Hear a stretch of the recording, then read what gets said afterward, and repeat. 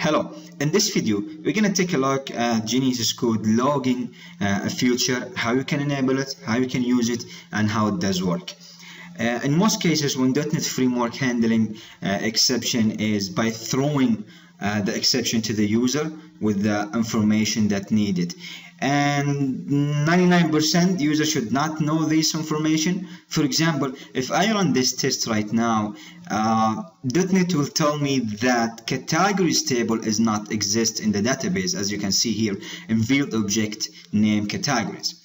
If the user was an attacker or a hacker, he will know that there is no category table in the database, and he will try with different name until he catch the name of the table. And this is wrong. What should happen is he should throw some kind of generic message to the user, like, hey, sorry, something happened, we're trying to fix it, and behind the scene you're logging both message, the generic message and what really happened during the user request. In order to do that, all you need to do is enabling. So in order to do that, all you need to do is adding a couple of settings in your app or web.config file, and those settings tell Genesis Code that, hey, enable logging, save the error message in Windows event or in text file, and show this generic message to the user. And those settings like that. So your setting allow logging to true, tell me where to write the exception. You can type it as a text or as a Windows event, right? And if you write it as a Windows event, you need to provide me with the source name. If I don't find the source name, I will go with Genesis Code Framework data.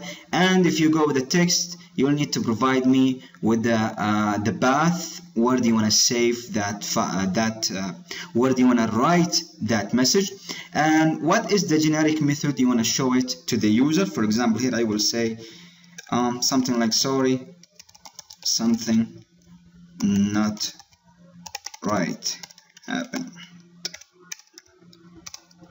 right?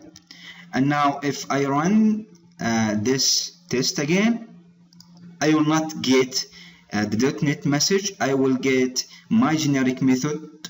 I misspell here, whatever. So sorry, something not right happened. And if I go to the Windows event viewer and let me just refresh that, I will see that the Windows event get logged the generic message and the real message, which is in field object name. Of course, you can enable saving your message inside of a text file.